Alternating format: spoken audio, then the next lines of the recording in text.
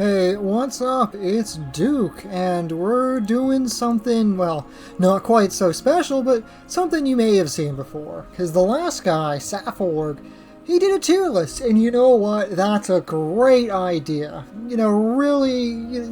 People want. I've seen some sentiments in the Discord, right, that a lot of the videos on this channel are a bit too shoutcastery, a bit too reactionary, and not enough, insight provided. So hopefully we'll do a little bit of that here, and we'll doing that with SL because that is the faction that I am most familiar with. I kind of play a good bit of variety with the new patch. I've been playing lots of IS. Far in the past, I did lots of FW, I did lots of UD. But even going back 20 years ago, I still enjoyed SL. Back when Draconic Benediction was one of the best runes in the game. It's still, I don't know if Draconic Benediction still takes that spot. I feel like Quickening has kind of dethroned it for a hot minute. But it's still in every single SL deck. Well, not DB, but as DB and Quickening are they're in almost every one or both are in every SL deck. So I'm gonna count it. But we're just going to kind of jump right into things. Well, actually, before I jump right into things, I saw some comments saying, from the last video, right, that they wanted more tier lists. And I don't know if you guys, I'll see about that, right? Because these kind of things only work when the person who is doing the tier list has a good bit of knowledge on the subject. And there's a good number of people who, I could guesstimate, other factions, right? But I wouldn't feel as confident about it. And there'd be insight that is no doubt missing that somebody like Alakami would have for UD, or, I don't know, Devil's Wrath would have for his Savage Hunter Portal Swamp, or Mac, I guess, for ST. Or Moles, I guess, for IS, although it's Hardy playing the Moles deck, well, on the Moles profile now. Point being, I'll see about getting some kind of dual cast situation. If you guys, do you guys, well, we'll work on that. We'll work on that. I'm kind of rambling. We should probably get right into things. So we're opening it up with Acid. So Acid is not a very popular style of SL deck, which is a bit interesting because the elemental themes for UD and ST, which are the only other factions, well, and I guess Borgler Swamp has their Poison Amp and Forsaken Waste now has their Disease Amp, but so Acid has kind of been an ugly middle child between them. Frost has been busted forever. I don't know if it's still busted. I think Frost is just strong, not OP right now. But Fire has pretty much always been good. Frost has pretty much always been good. And then Poison and Disease have kind of always been pretty bad. Although both of them are much, much better now with the new patch. But Acid didn't really get any of that. Acid has been kind of neglected for a good while. And that's why it's just okay in my book. Right? It's not bad. But it's not particularly amazing, right? I want to put Acid in competitive. There is at least one Acid player on the ladder who seems pretty dedicated, and Acid is good. Obviously, there's Heart of Nash, there's the Dragonfire Skull, there's Acid Elementals are great. Unfortunately, the Sundered Phoenix is probably one of the worst Phoenixes. Well, actually, kind of, both Fire and Acid Phoenix they've always been kind of cringe compared to the Blood Phoenix. But I see a lot more Fire Phoenixes than I do Sundered Phoenixes. And it's partly because it's only got Corrosive Bomb, not Acid Bomb. Actually, no, Corrosive Bomb would be better for it because it's low base damage. I'm actually, to be honest, I'm not entirely sure why. I think it's just because it's just a very low impact kind of thing. SL, the double life kind of plays into the SL theme of durability in general, but the acid greening is not super valuable. There's lots of acid on the field, lots of scour, and the additional side upgrades like the sapping blows is very whatever. I understand the thought process, right? It plays well into Sundered Exploit. But when something is scoured, you're already getting the Sundered exploit bonus. It's just kind of a low impact unit for 80 Nora, and SL can typically do better. Acid's got the Acid Storm, great AoE. Obviously, it takes the imp, and if I remember correctly, let me have a look-see right here on my other browser. I'm probably going to have to look at this a little bit. I think Acid Gale is one of the higher AoE. Not acid. It's not Acidic Gale. Acid Storm is one of the higher AoEs. Yes. So unlike most AoEs, this one is AoE 3. That's Firestorm material, and Firestorm is a 55 Nora spell.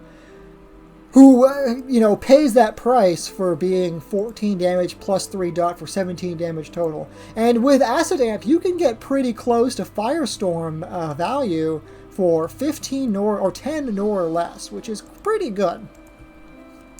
On top of course, applying the Scoured, which is something that, actually no, I believe the ST AoE, the Ice Storm version also does that. I think it also applies Chilled. I'm not actually certain. I feel like, you know what, I've got it open right now. Let's have a little look-see, right? Does Ice Storm, I believe that's what it's called, Ice Storm, does that apply Chilled? It does, in fact. Although Ice Storm does cost 5 Nora more than Acid Storm. But still, Ice Storm is kind of a low-key workhorse of Frost, and the same is true for Acid. Acid does have some fairly unique differences to Frost, which is what I would compare it closest to, not Fire. In that, while it does have its good share of Acid Acolyte champs, the acid equip that bestows Acid Acolyte is much cheaper than the ST variant. Although it doesn't give an aura, but it does give exploit, which is pretty valuable. I think that's a fair trade and all of that. Yeah, that's kind of a side grade. But it is cheaper, which is really nice. The Acid Fang is pretty decent in Acid. It's only decent in Acid. But more specifically, there are two champs that ST wishes they had a variant of, which is the Homicidal Thug and the Mixed Mind Warp. Both of them have Life Siphon with Acid, and both of them make great use of it because they both have excellent... Well, not only are they ST, right? They've got their 2 defense, which is kind of equal to ST's 10 HP, based off of just like raw attacks. It typically takes about 5 attacks to kill something, although if you're using auras to accomplish it as well, or lower damage units in general, then ST bonus is going to pull ahead, but ST bonus doesn't help you against spells like ST bonus does. I'm getting ahead of myself. Point being, both of those champs have amazing durability by virtue of the faction they're in. They have amazing durability by virtue of their abilities, the hallucinogenic and Scrapper specifically, but they also can, and Acid Amp at least, can take unique advantage of all of the Scour, which is typically not too common in NSL. It's mostly just the Jasper that provides it. The Acid Drago Leech, what used to be a very popular pick that could apply Scoured, but it got nerfed for the Sins of Meta and Dragons, so it's not as good for Acid, although it can still bring the Sabotage. But point being, Life Siphon in SL is amazing, especially combined with Hallucinogenic and Scrapper. It lets them punch so far above their weight and tank so much and 1v1 side fonts so well, it's crazy. But they don't have any big... They don't have anything to really carry them, really. Like, Vinny doesn't have Attack Acid. There's no way to give him Attack Acid. So you're kind of relying on him for the bombs. He does have Acid Greeting, which is okay. It's just, they don't have anything super OP, right? I kind of want to put them on the low end of competitive, but we're going to put them on the high end of it's okay. Oh man, if I'm talking this much about one theme, we're going to have a long way to go. So, Beasts. Beasts are...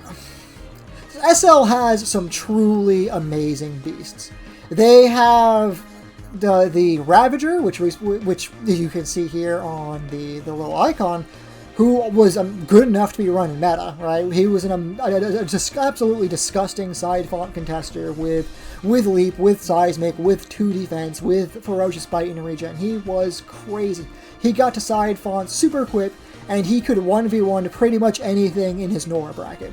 He's a little weaker now. He's only down to 1 defense, but he still really does his job. But the problem with beasts is a problem with many SL themes. And that's that they have so much physical damage. So much physical damage. I think if SL had a greater variety of damage types, there'd be a lot more calls for nerfs. Beasts in particular suffer from it because a lot of the really good beasts are physical. Your Demolishers, your Ravagers, your Bearcats, the Diamond Hide Basilisk is acid. But your Needle Wings, what are they called? The little sibling ones? Not the Destroyer, that's the big T-Rex looking one. Also, their Beast Booster, the Skizik Herder. He's a really good unit for Beasts, all things considered. But I'm not sure if just raw full faction SL Beasts is good enough to really carry the deck, right? They do have the farm, which grants all beasts assault, which is amazing. But it's the weaker version. It's the weaker half of the farm, in my opinion. And I don't know, like, beasts in general get so much out of allying with SP. And the Skizik Herder is not as good as the Gurn Taskmaster, or the Gahern Taskmaster.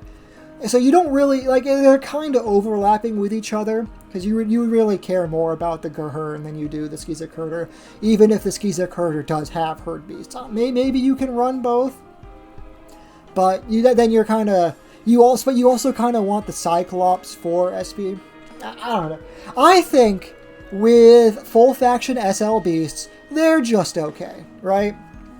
They have a lot of physical damage. They're just a bunch of really efficient beaters, right? The Diamond Hide is great. The Destroyer is great. The Bearcat is a disgusting tank. Tardigrade's a disgusting tank. Varu Howler is pretty damn solid as a detection option. They have a lot of really good tanks, and they've got some pretty decent beaters, but their ranged options only go up to, oh no, the Sand Spitter is a beast, and the little anteater looking motherfucker, I don't remember what he's called.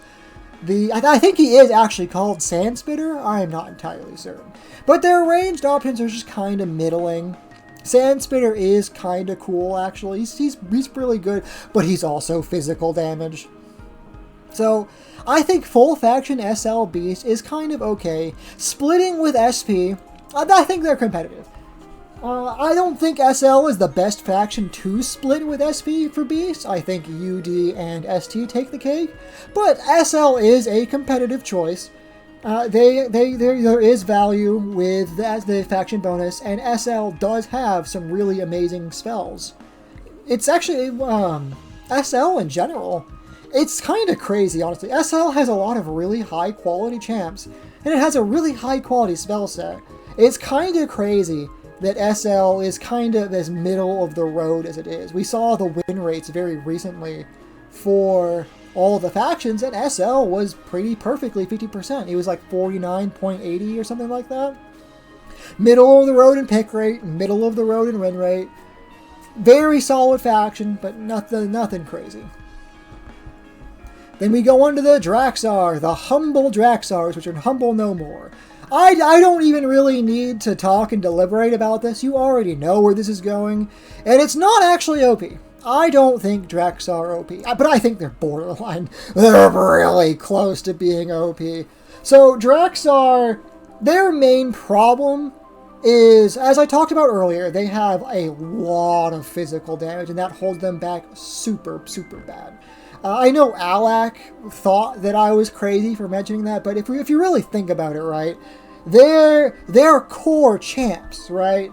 Let's talk about Jaxar in general. Right? They are a phalanx. They are like the phalanx to end all phalanxes. I don't think any phalanx actually out phalanxes them, simply because the SL bonus works so well with a phalanx, and they have everything a phalanx wants. They have commander, they have battle master, they have defender, they have enduring aura. They have some of the best power turn spells in the game.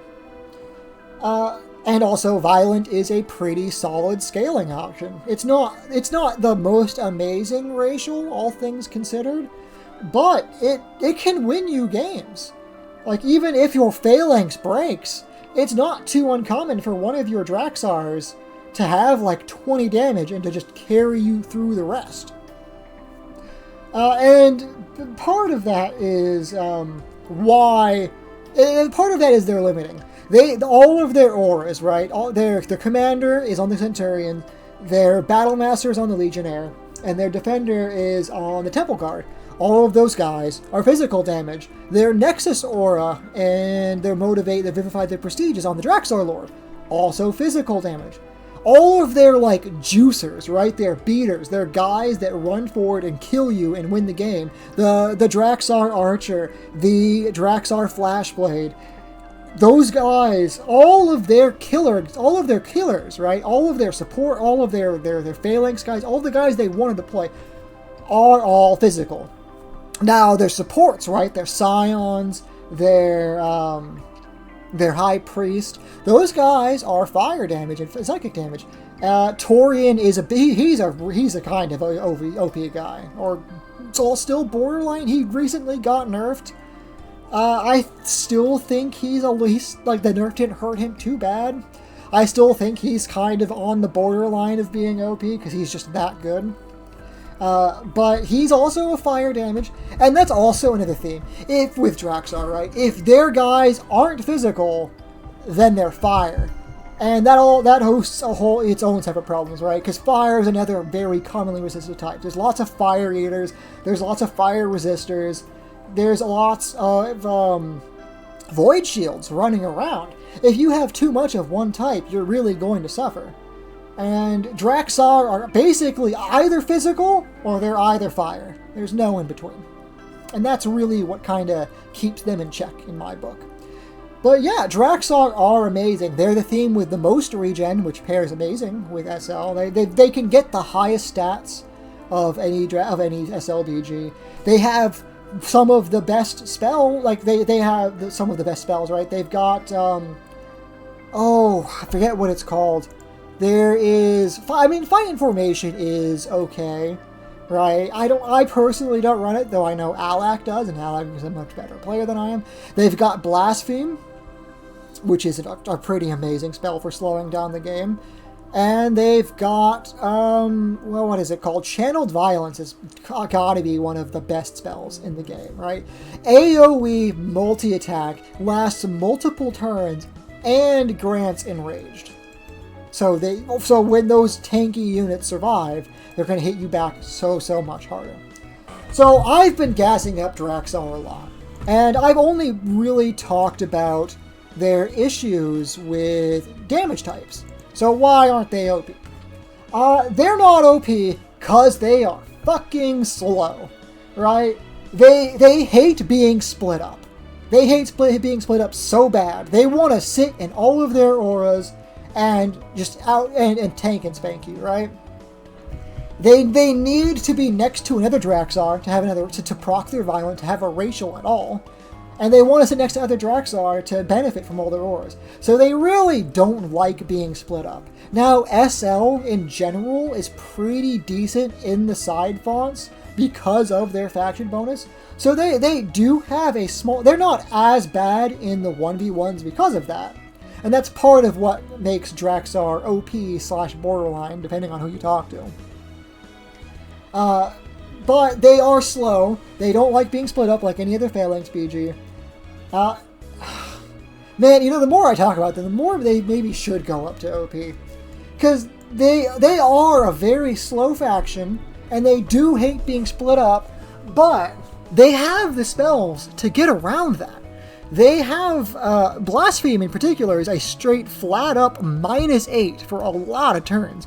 When you have -8 damage and you're attacking champs with like 4 to 6 defense, there's a pretty good, that's basically like doing no damage a lot of the times. For most champs, unless it's a mega beater, they're not doing too much.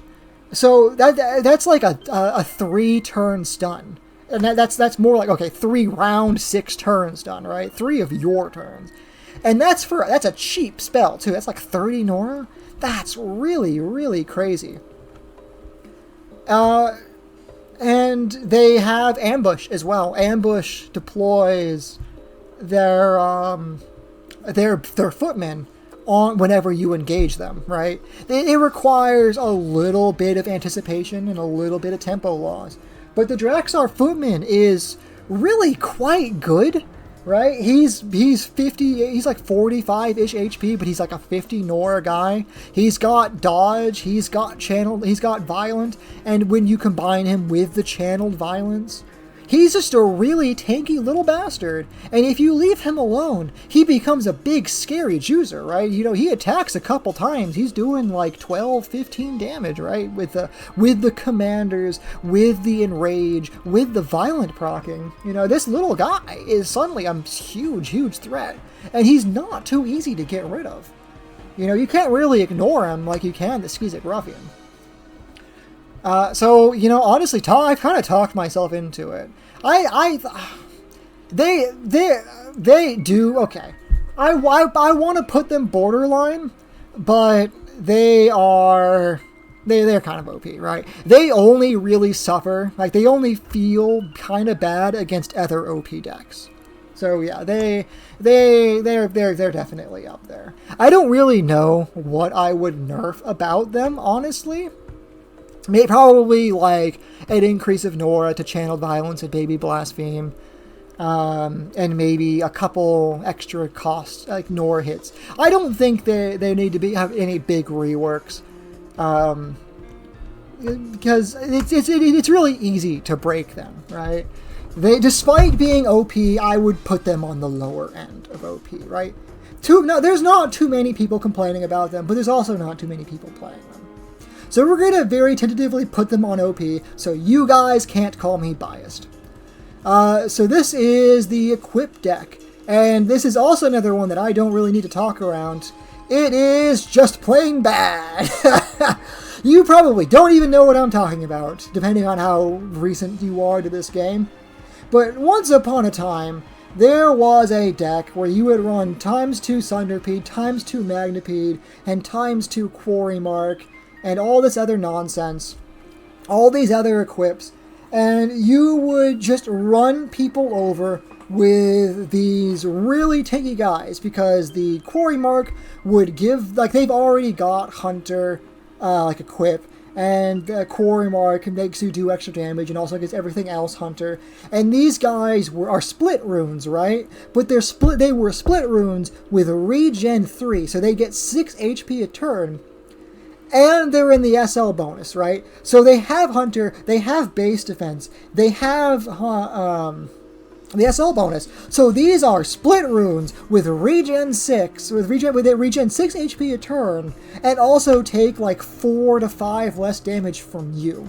So it's really easy to see how that would get so crazy and run you over, right? You would hit it once or twice. It would, like, you would then have to fight these two Sunderpedes in your face, and then the third one would run away in your font on the other end and heal up, and then by the time you get over there, you know, he's already healed up enough that he's going to survive another attack, and then you've got another Sunderpede to deal with.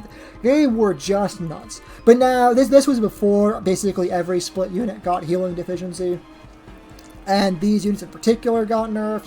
So they're just not very good anymore. Nobody plays this deck. It's a dead deck, but it was a cool deck, and it was an SL deck, so I'm putting it here. This is for Dragons. Dragons got a lot of nerfs, and they may still be getting more if Alec wants to nerf Dragonflight. But Dragons, they were kind of solid pretty much as long as they've existed. You know, free AP is pretty cool. And free Hunter is pretty cool, although the Hunter doesn't last forever. But they had, I mean, there was actually a small period where they were definitely kind of mediocre, but they recently had a very big resurgence with the the surrealization that the leeches were so good. They were so efficient. They were tier 2 Nora miners, 6 Nora a turn. And with their range and with their SL bonus, they were legitimately like threats. Like they could duel other 60 Nora champs and kind of win. They could contribute to the mid fight quite successfully, and straight up, they were just really good. They were combat units that cost like 60 Nora, and they got 6 Nora cheaper every turn you had them on the board. They were nuts. And people kind of figured out somewhere along the way that Vinny had an AoE bomb, Vex had an AoE bomb, and the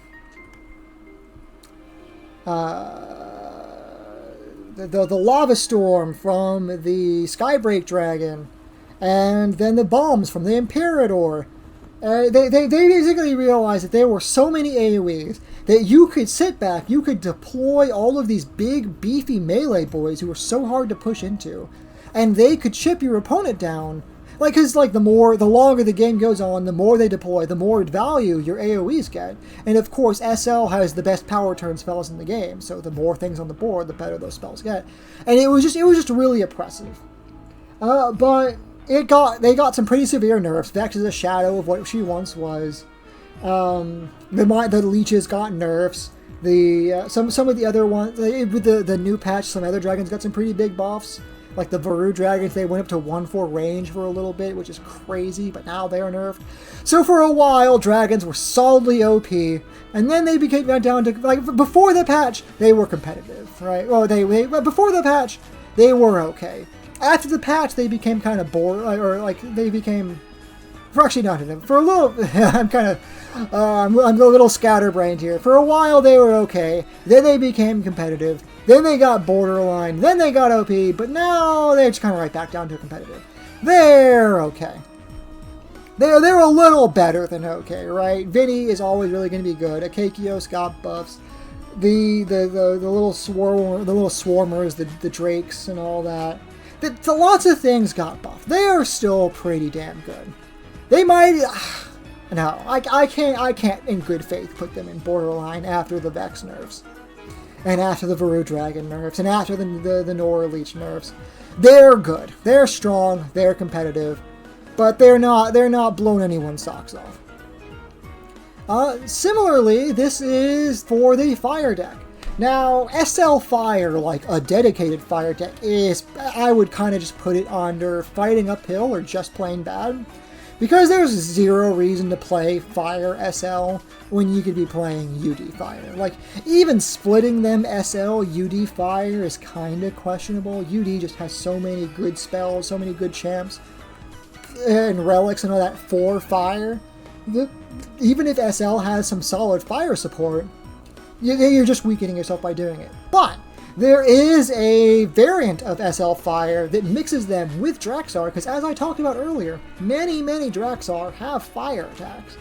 And the Priest of Fury, I believe is what they're called, the ones with Revere Akakios, they have an absolutely amazing Revere, which gives you Nora every single time you take fire damage, or anything takes fire damage, really. And also, they have Dispelling Flame, so every time something takes fire, they get dispelled, they get cleansed.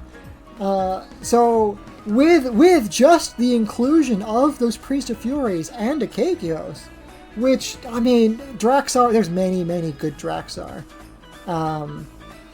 But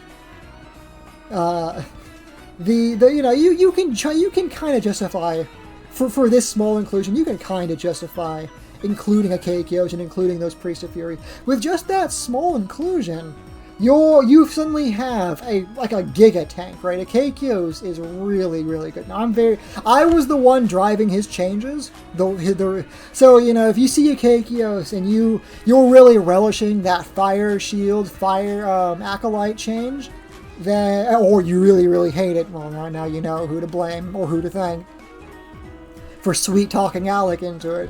But I really like Akakios now. He feels really good. He feels a really solid niche. And he feels worth building around in specific. So I would say that by including him, you are kind of weakening the overall Draxar formation, but it's still competitive, right? The Piece of Fury, like they give Nora whenever something takes fire damage, and they give cleanses and dispels, and with Akakios doing the Annihilate, with the priests doing their fire bombs, you know, it's really easy to get like 5, 10, 15, to get 5 to 10 Nora a turn, right? Just for doing what you want to do, while also having perfect, like really easy cleanse options on the field. Like your opponent can't even buff themselves into it because with the Akakios' Fire Shield, you know, they hit him once and they dispel themselves because of the Priest of Fury. And of course, every Fire Shield proc is an extra Nora for the Priest of Fury. It's a really sweet little combo. And Akakios is now tanky enough to really build around it to survive his frontline duties and let the priests get their value. It might even be borderline, because I mean it's still Draxar, and Akakios is really good. But I'm not super sold on it, so I'm gonna put them right here in competitive.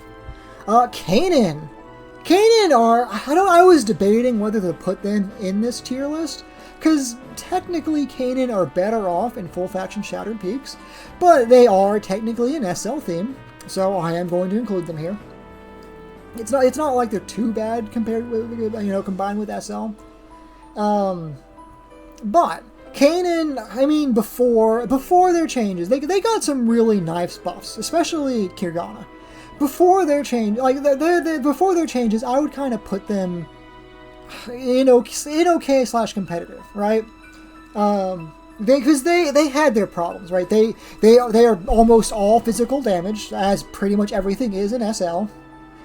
They've got lots of fragile units, although those fragile units technically, if you can afford, like if you can build up, right, they have between the faction bonus of the banner, they've got their Kirgana statue, which is another 5 HP plus 1 defense, which also pairs well with the SL bonus, mind you.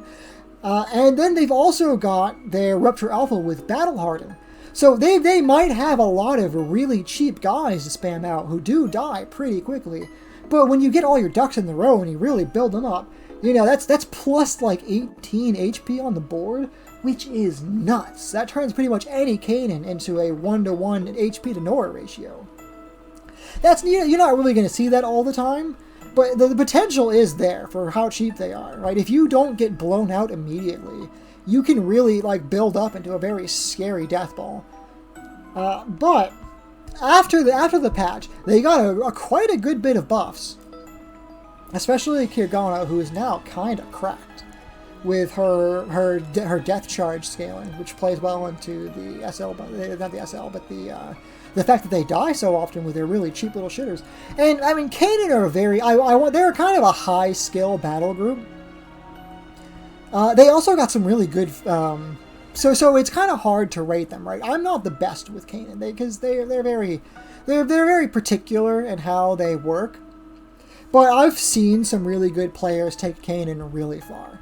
Now they're not perfect, right? They have basically no answer to intimidating, and they rely on Kirgana and Crones to deal with physical like resistance.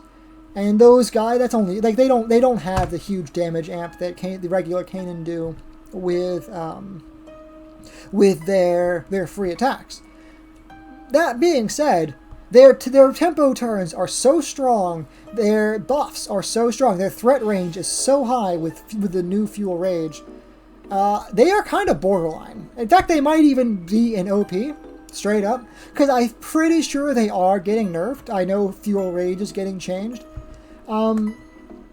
I don't think they're super crazy OP or anything, but even though I know they're getting nerfed, I think it's just Fuel Range is a little over the top, and it's making their crazy kill combos too easy to pull off. Then we go down here. This is what I'm using for Meta SL. This is Snogby, and Meta SL. Meta SL had a lot of tie-ins. Like, a lot of what I was going to say about a lot of what I said about Dragons, I was going to say about Meta SL, right?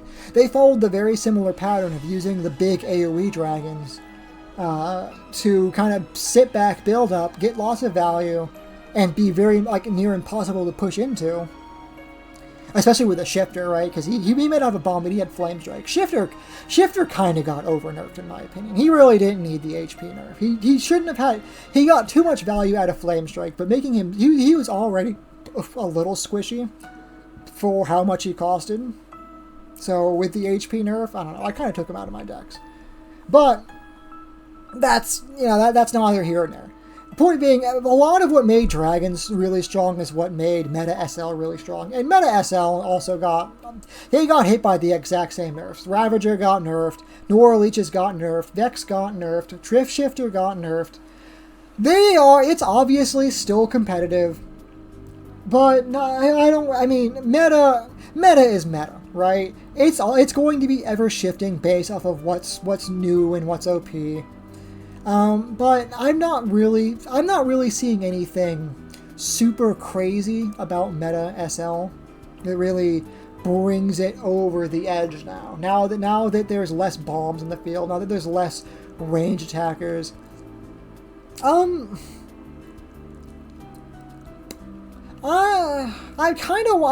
to put it in competitive, right?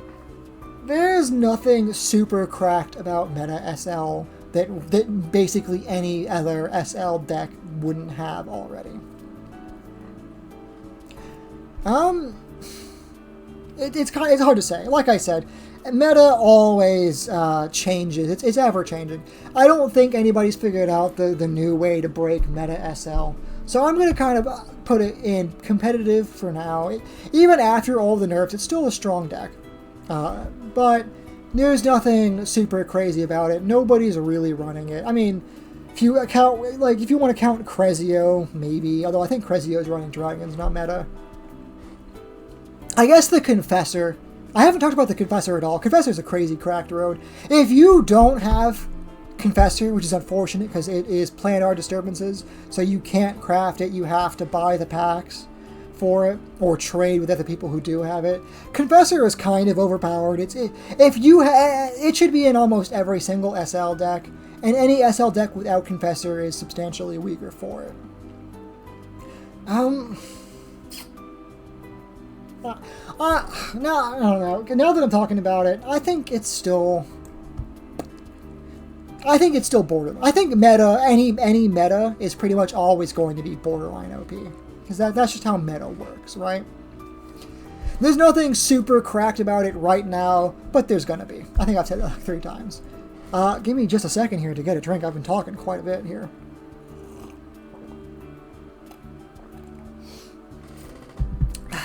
Okay. God, we're only like halfway through. How long have I been recording here? Yep, well, OBS is not telling me, so I guess we'll figure out when I finish recording. Ah, the humble mutants. Mutants! I don't even think most people realize that mutants is technically a deck theme, because mutants are kind of not very good.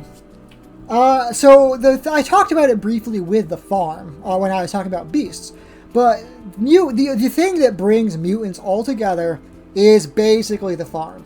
The farm gives every single mutant on the field pounds. That's freaking crazy, right? Wait, UD, like arthropods, spiders, part of what carries them is Arthropod Frenzy, which is to grant everything pounds. And they have to, that's only for 1 turn, right? Mutants have it every turn. So that should sound kind of cracked. But they're just kind of disparate.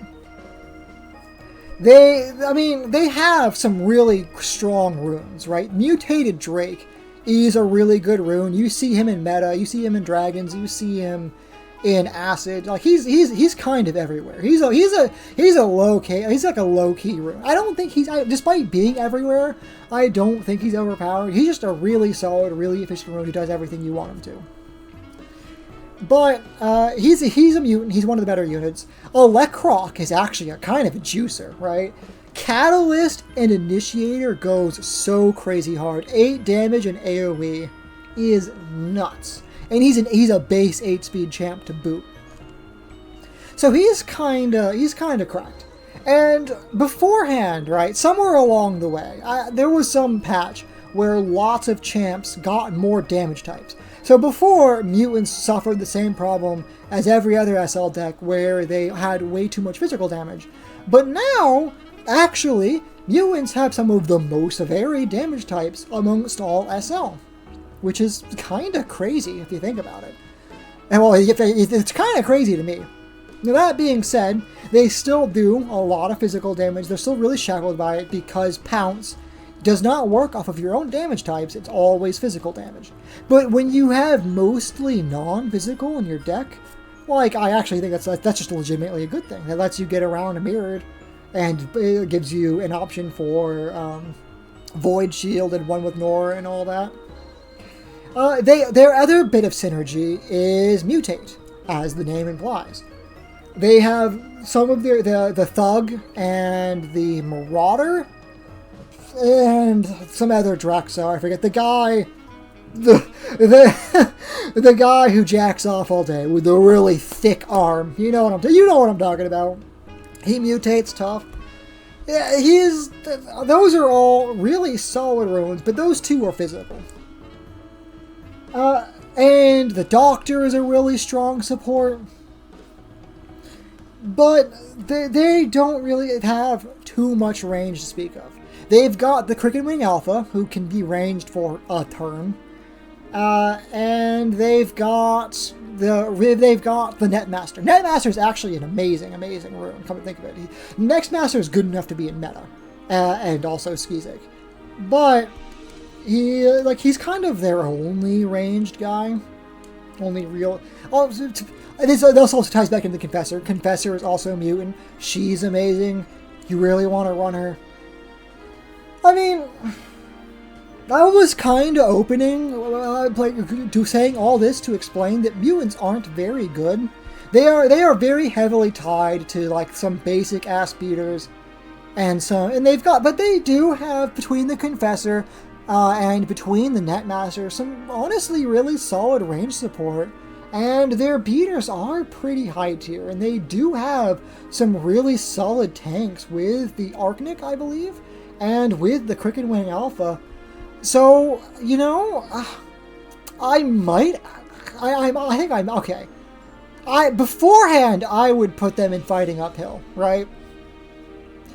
Talking about them, I kind of want to put them in It's Okay. But honestly, I mean, I really don't think mutants are any worse than SL Beasts, all things considered.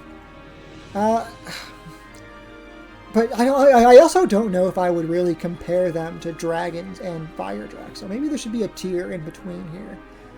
But I don't know, if I made like a good tier, then like everything that's in okay would just move up to the good tier, you know? So I think I'm going to put them, like, they're definitely, like, they're high, it's okay, I want to say, right? They don't feel any worse than Acid. God, I don't know.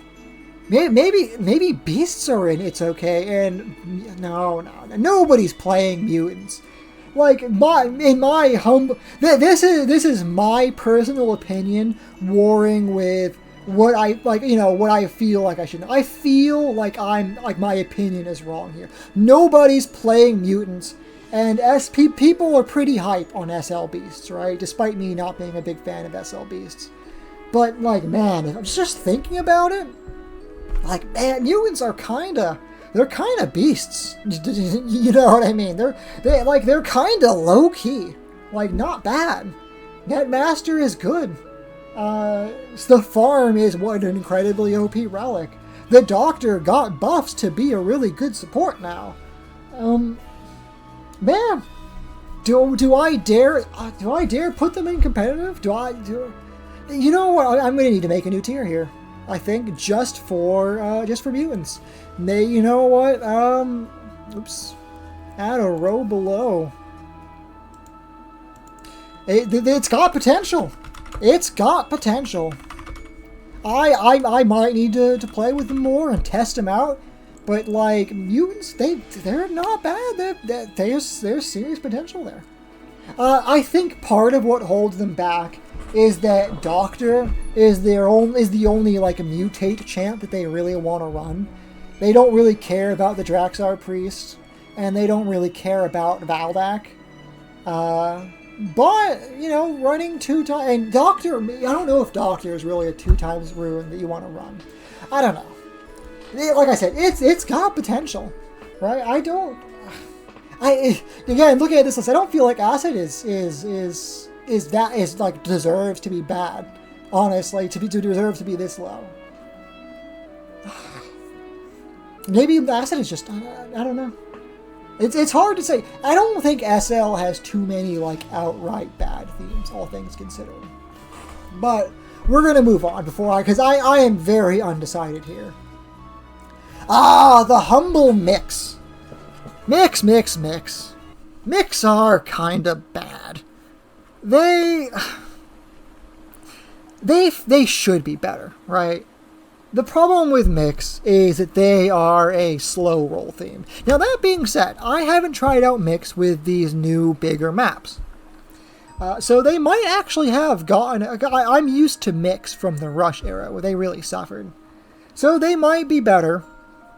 But I never really felt like Mix... I never really felt like their late game was that strong. Relying on summons is never, like, super reliable. There's lots of...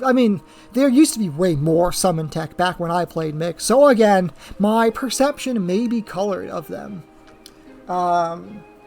But they don't have any real juicers, I want to say. There's no serious threat units that, like, run at you and you're like, holy shit, this thing's going to kill me, I'm going to die. Right? They don't have a Vindrex. They don't have a, I don't know, like a Draxar or, like, Flashblade or what are they called? The little part, or a Demonic Sandclaw, or a Skizik Blackguard, or... You get what I'm talking about. They don't have a super scary unit. Like, the Mix Slasher kinda fills that role, but sorta. Like, he's kinda squishy, he's not super reliable. Spur, like, he does that by virtue of multi-attack and Spur, but it's just a little unreliable. He's a little squishy. The Skizik Broodlord, the Mix Broodlord is kind of a mean dude. He's kind of a beater, but he doesn't do too much himself, right? He's not a big scary threat himself. And his upgrades are so good that it really kind of hurts him to pick up Broodbond, to pick Broodbond over, like, Sand Breach, for example. So that kind of sucks for him. And he also lost his really OP Consume. Part of what carried Mix is Consume. Because the Broodlord is easily one of the tankiest SL runes, like, just straight up, period. He's got, like, I think he straight up has 3 base defense. Let me look up real quick, because I think it's 3, which is almost unheard of in SL. Yeah, he straight up has base 3 defense. Like, SL runes almost never have defense that high. So straight up, out of the box, he's taking -5 damage. Actually, my bad. Out of the box, he's taking -6 damage because he also has tough. And if you pick up Sand Breach, that's -3, because it applies Sand Blast. That's -3 damage against melee. So that's trying to kill the Broodlord with a melee unit. It is fighting uphill at -3 freaking damage. That is so crazy. And it can get even more, because Mix have the Hurricane with Updraft. So, hypothetically, the Broodlord could could reduce your damage by -11. That's insane durability. That's cracked, right? That's nuts. And I guess he does have Scour base, so he is doing like 16 damage a swing with his 12 base.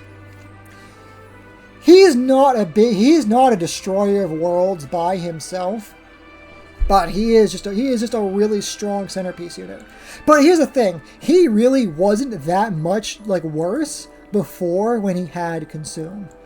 And that Consume would let that super tanky unit heal for like an easy 40, basically for free, because of the drone signal. Drone signal is not very good now. I mean, how cheap does it get, right? To summon a Broodlord for one turn. Because you almost always deployed it for the Consume value. So it costs 45 Nora, and you could reduce it down to 30, hypothetically. I mean, that's still kind of worthwhile, I guess. But it is still a substantial nerf, although it feels bad to moan and bitch that, oh no, the Broodlord can't heal for 40 HP for 30 Nora, you know. Again, now the more I talk about them, the more I'm kind of talking myself into it, because I watched a pretty good player use Mix, and he got a lot of value out of the straight up default Mix Pupae relic, like a lot more than I thought he would. And that was something I never did with my Mix deck. I relied more on the hives, and that kind of spot value may be the defining factor between what makes them good. I also played. They got some pretty solid changes with why is this not showing up? There is a wait. I'm looking. Hold on. Oh, I've got the rune checklist up. One of the mix is missing. Is it banned? That's so strange. Because it was the guy with the big larval butt. You know the one, right? He was green little mantis guy, the mix incubator. Yeah, no, he still exists.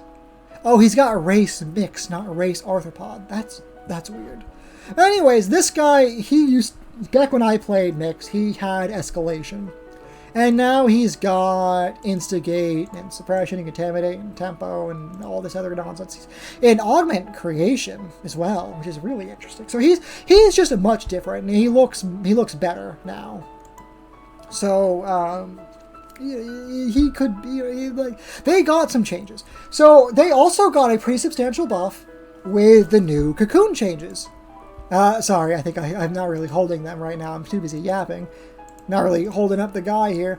But they got some pretty substantial... The Cocoon now is Cocoon is a cracked ability, right? +1 defense, +1 speed, +1 damage. Or +2 damage, I think, actually. And when it's cast on arthropods, they pop out on the next turn. It's basically a turtle that buffs you. So it's an ability that's designed to carry arthropod decks. But the problem is that that's mostly for UD spiders. Mix only have Cocoon on the Matriarch, and to pick Cocoon, you have to give up Flourish and Soothing Serenade, both of which are just truly incredible abilities and really help the Matriarch contribute. Because the Matriarch's big problem is that she's just kind of like a fat sack of nothing. She kind of sits around, lays a pupae, and kind of does basically nothing else. She provides a speed aura, which is pretty cool, but she's also expensive for a support unit. She's like 75 Nora. So she's kind of like she's an unfortunate linchpin of Mix, but she kind of feels bad a lot of the time. And those two options that slow the game down, like slow the opponent down really hard, you know, it feels kind of awkward to, like, you really wanted to have Cocoon and those two things. So she's a little awkward. They don't really benefit from the Cocoon buff as much as UD spiders do. But, you know, honestly, now I might need to play them more. Again, I was actually going to put them in fighting uphill. Because they feel like they don't scale as hard as other late game themes. They rely on summons, which have a lot of counters, but there are less summon counters in the game right now. Games go longer, maps are bigger. They did get a lot of buffs. So you know what? I'm gonna put them, and they have potential. They may be properly competitive. I need to try them out more. Sand. Oh boy, Sand. So I've got a special place in my heart for Sand. Sand has Sand is kind of what got me into SL in the first place. So I mentioned playing SL way back in the day. I've technically played Pox off and on for basically the game's entire lifespan. Way back like 20 years ago, when Lich King and Dwarf King were they were on the very first expansion set, when those two were the most overpowered runes in the game. In fact, I distinctly remember buying a Dwarven King for like 15 or 20 bucks straight off the site, purely for the resale value, because the Dwarven King was worth so much in the in-game bazaar that I could get a ton of exotics for, I don't remember if it was UD or SL. I think it was UD.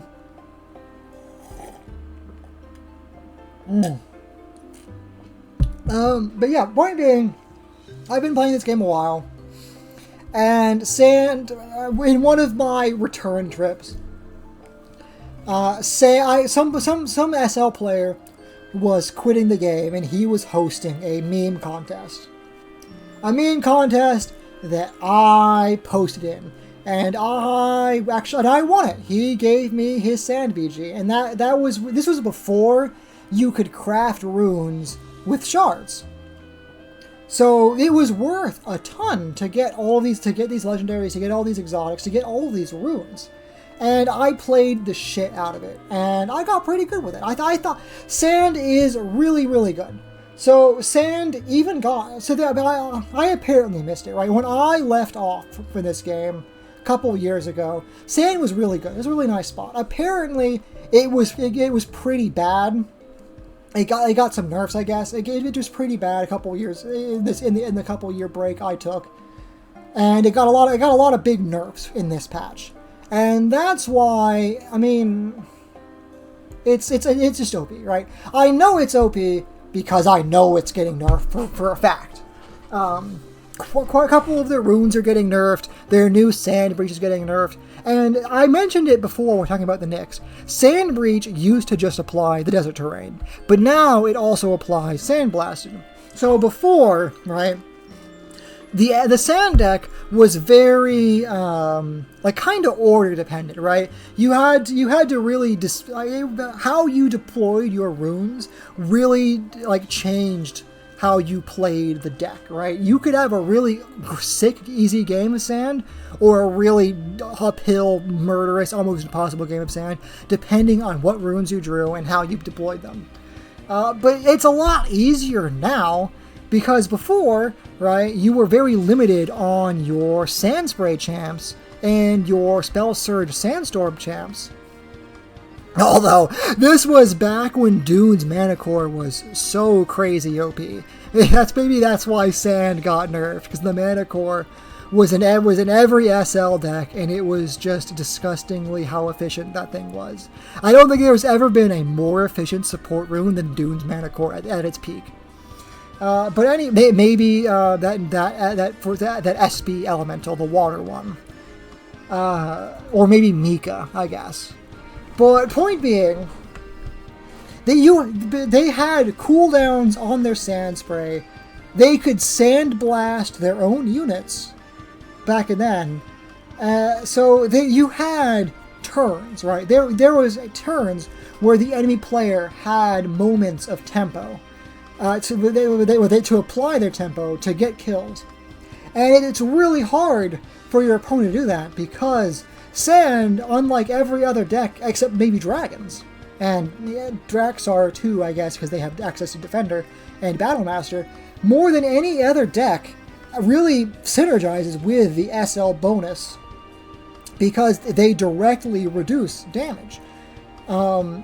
So that's when there's no opportunity, when your units are basically always sandblasted, you're going into the game against SL at -5 damage at kind of all times. And more than that, it's more like well, sort of, right? It's not, because it's not just -5. It's often -7 because SL has access to Desert Camouflage, which is -2 damage from range. And lots of decks rely on their range units, right? Pox Noir is a range-dominated game, and that's partly why I like Sand so much, because Sand, more than any other SL deck, kind of dicks range. They've got, oh god, I'm not even finished, right? So they have in many situations, you're shooting into an SL unit with -7 damage. Oh, by the way, almost all Sand units have Domain Sand, so technically it's more like -8, right? Because these SL units are going to have more than like 1 defense more than they normally would. So you're going in at -8, like kind of across the field, right? Very often, -6 to -8. And then not only after that, there's also Sirocco. So you're already swinging in at -8, and then you're losing another -2 to -4 because every SL unit has reflexes and evasive. So they're reducing your damage. It's already been reduced by -8 by another 20%. So that's absolute. Oh god, excuse me. So that's absolutely nutty, right? Sand is far and away the most durable SL theme. Even more than Draxar, and Draxar have Defender, Battlemaster, and Enduring, right? Draxar have to group up to get that benefit. Sand just doesn't. Sand just needs to do what Sand does and hit you with Sand Blasted and stand on the sand. So Sand is kind of crazy. They also get, so SL also historically is kind of low damage-ish. They don't really have too much damage amp outside of their spells, right? Their Quickens and their Draconic Benediction and their Channel Violence and all that. But Sand, with their Free Domain and with their Desert Master, they have more damage than the average SL channel. So Sand kind of has it all, and they definitely deserve their nerfs. But hopefully they're not nerfed too bad. Like I said, special place in my heart. Oh man. How's my music doing? Because I've got something playing. Oh god, it's nearly ran out. I feel like I've been talking for like an hour. But we're almost done. We're getting here. I've got much less to say about the last few. So Skizik. Skizik are kind of Draxar light. For much of this game's history, Draxar as a theme never really got there, right? Skizik was always the face of SL, because the Skizik Rebellion, so Draxar were like, they were always in the game, but they were just kind of like the generic SL filler units. Skizik were like the first proper theme that got introduced to SL with the Skizik Rebellion, expansion set. So they were one of the few ones to have like a unifying racial, and because of that, they got really good runes, they got really good racials, they got really good synergy. And again, for much of SL's history, Skizik were the dominant faction. When you thought of SL, you thought of Skizik. They were the best SL deck you could play, and for good reason. They got dethroned by Draxar somewhere along the way, but make no mistake, they are absolutely competitive. Blackguard and Bolter are some absolutely insane runes. They are carrying the theme on their back. Skizik General is one of the only SL units with Warcry, period. And they have some of the best, like, cheapo beaters, right? The Skizik, like, Vindictive Skizik is crazy. well, maybe not crazy, right? He's not run too much, but he used to be pretty crazy. The Skizik Grunt is crazy. Some other Skizik, the one that's got built for war or whatever. I don't remember what he's called. But they also had their own version of Ambush. And also, unlike most other SL themes, who get really limited by their physical attacks, the Skizik are also limited to their physical attacks. But because of the Totem of Valdak, or the Skizik Totem or whatever, I don't remember. I think it's the Totem of Valdak. It grants all of the Skizik attack acid. And also, you know, a majestic guy to kind of bunker around with. So, you know, they had all of their tools and they have everything they wanted. So they were really, really good. They got dethroned somewhere along the way when the Draxar, like the regular Draxar, they got buffed up more. They became more efficient. And they got built more into a true phalanx. And Draxar also have better racial spells than Skizik do. Fight in formation is okay, it's good. I know, again, Alec runs it, it's not a bad spell. And as I talked about earlier, the AoE multi-attack spell, Channel Violence, is really cracked. Blaspheme, really cracked. Ambush, really cracked. Better than the Skizik version. Because the Ambush spell can be cast whenever something engages you, not just walking into a font. And also the thing that spawned from Ambush is a stronger unit than the Skizik Ruffian from the Skizik version of the Ambush. But just know that being said, they still have their own solid units. They have really amazing range. Bolter, Cannoneer, Sniper even, and Alchemist is also an amazing rune. They are really, really good.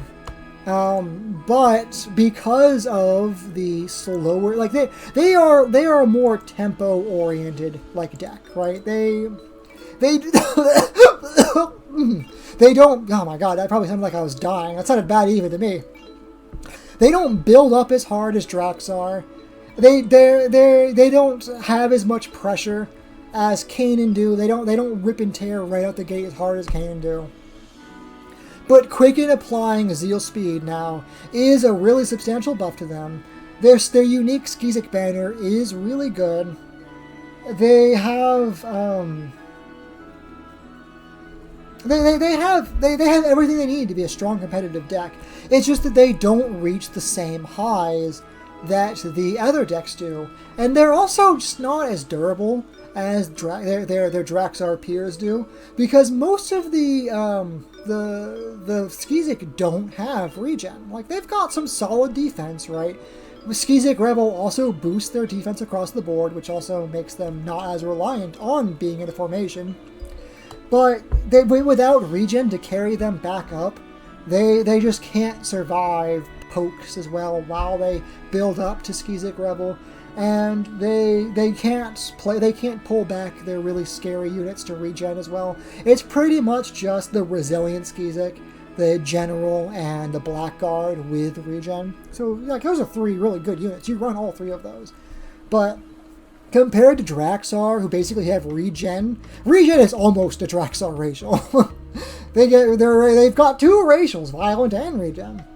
But yeah, they're strong. They're real good. I can't imagine putting Skizik anywhere but competitive. Okay, moving on to some of the guys that are these last three are going to be really quick. So we're almost done here. So this stands in for UD SL arthropods. I talked about how what's holding Mix back is the fact their lack of access to Cocoon.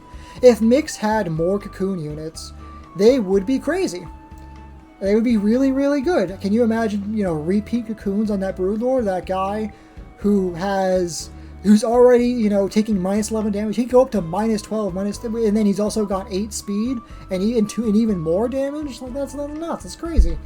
but also the cocoons can make the slashers tankier. It can keep their support safer. It's everything a faction wants in Cocoon, and a faction that wants to build up especially, and delay the game. So arthropods are an S tier BG. They are overpowered. They are getting nerfed, and I don't see why that would change for when you combine them with SL. Now they are losing a bit of damage when you're combining them with SL, but SL has they have good arthropods, right? The Sand Spitter gives them ranged. The Hurricane gives them updraft to give them even more damage and tankiness along with the SL bonus. And it makes the SL spy ones even better because they can finally take their creep and crawl. Now the creep and crawl on the Sand Spirit, right? Ranged multi-attack is nuts with dragging attack, mind you. So that dragging attack can bring the mostly melee-oriented spiders closer to where they want to be. I can see why people it's not played very often, but I can only imagine UD arthropods getting better when combined with SL. Now you do lose access to some really good UD spells, right? Yeah, you probably can't justify 2 times Protect the Nest. You lose out on some, like maybe Sacrifice or Retribution or whatever. You can maybe only run one of the cocoon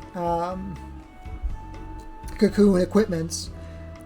But with the Sand Claw taking up both a UD and SL slot, you have a slightly more flexibility between the two decks. So, I'm going to put it borderline. Again, I haven't played it, and I haven't seen it. But in theory, it should be just as overpowered as regular UD spiders are. But I can't. I haven't personally witnessed it, so I'm going to put it borderline for now to be safe. This aspect of violence stands in for SL Super Champs, and you're kind of just fighting an uphill battle when you're doing that. SL has kind of historically been a kind of a bad faction for super champing, sorta, maybe. Back in the day when you could super champ aspect of violence before it got pariah and shielded or what all this nonsense. I know he doesn't have pariah, but he's got unequipable, and I think magic shield. He was a really good guy to super champ with, but super champing in general is not a good. It's not a good deck. When you super champ in this game, you are basically telling your opponent, "Okay, can you beat this?" It is a total deck check, right? Does your deck have counters to a super champ? If yes, I lose. If no, you lose. And those counters have gotten more prevalent, and those problematic super champs have gotten more nerfed, right? Aspect is not, despite having his really overpowered flurry blows or whatever, you can't really abuse him too. I made an Aspect deck to play him out, and it was just okay. It was just okay. It was very similar to previous Super Champ decks. Do you have the counter? If yes, I win. If no, you lose. Now that being said, it was slightly better, I would say. I don't know if it had potential, maybe, because part of what makes the base Aspect so good is that its unique ability is straight up overpowered. So if you, in a close game where your opponent has to use a lot of basic attacks, the guy is, every game I deployed him, I got to use his ability. He almost always, no matter what, goes 1 for 1. And he almost always gets his value. So just if I were to put a Aspect by itself, I would put him in It's Okay / God's Potential. But for super champs in general, yeah, you're fighting uphill. SL does have a really good Super Champ spell with Horrific Mutation, and it does let your Super Champs kind of juice a bit with the Quickening and the Quicken and all that. But they don't protect their Super Champs super great. And their equips, I mean, Serpentor Scale Armor is pretty damn good for Super Champs, assuming the Super Champ is innately tanky enough. Otherwise, you'd probably want Mirrored Shield or Vindrex Scale Shield or something. Point being, when you're Super Champing, you're fighting uphill. It's okay at best, but by virtue of concept of Super Champing, you're going uphill. And this one, this equip stands for SL Warriors. SL Warriors isn't... I mean, it's kind of a theme. I think only Mirror really plays it, and Chihiro, or Wild Gorilla, whatever he wants to go by, he also played it for a little bit.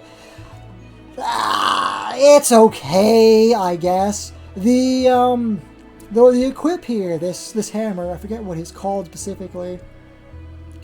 Let me check real quick here. Bone Club? Something or the other. Mammoth Bone Club, that's what it's called.